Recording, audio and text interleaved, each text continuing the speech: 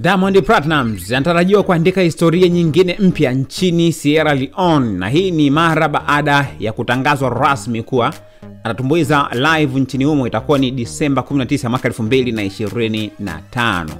Show hiyo itafanyika katika ukumbi wa kifahari wa Bocha Terrons VIP ambao uko jijini Freetown, ambapo mashabiki watapata fursa ya kuweza kumshuhudia Simba wa Bongo Flava akifanya onesho la kipekee ambalo tunaamini kwamba litakuwa na viwango vya kimataifa kama vile ambavyo tumemzoea. Lakini kwa mujibu wa taarifa rasmi za waandaji wa viingilio wa tukio hilo, vimegawanywa katika madaraja matatu.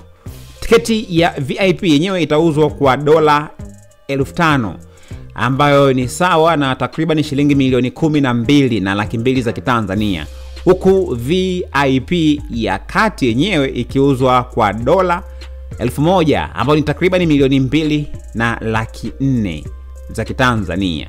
Lakini watazamaji wa kawaida wenyewe pia hawajaachwa nyuma, ambapo tiketi yao itagharimu $100 tu, ambayo ni sawa na takriban shilingi laki 2 na 45,000. Na show hii inatarajiwa pia kuwa moja kati ya matukio makubwa sana ya burudani nchini Sierra Leone mwaka huu hapa 2025, ikizingatiwa umaarufu wa Diamond Platnumz barani Afrika na nje ya mipaka ya Tanzania, huku wengi pia wanaamini onyesho hilo pia litakuwa la kihistoria na litaongeza hadhi ya muziki wa Bongo Flava kimataifa. Na utakumbuka kwamba kiingilio hiki ambacho Diamond Platnumz amekuwa akitoza pia katika kuhudhuria kwenye tamasha lake alianza leo, na yeye ndiyo mtu ambaye alifanya mapinduzi ya muziki wa Bongo Flava kuwa na thamani, kiwemo kwenye swala la kiingilio, kwa maana kwamba kuongeza kiingilio ili pia muziki uwe wa thamani na kufanya msanii pia aonekane na thamani,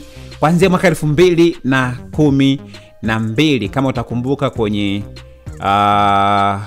ile show yake ambayo Diamond Platnumz alifanya Mlimani City, ambapo pia mwaka huu ametangaza tena kufanya, au mwakani kama itawezekana. Alitangaza tu hivi karibuni, lakini lengo ni kuongeza thamani ya muziki na kile ambacho kimekuwa kikifanyika. Mtazamo wako na maoni yako ni yapi? Dondosha hapa comment kwenye sehemu ya comment.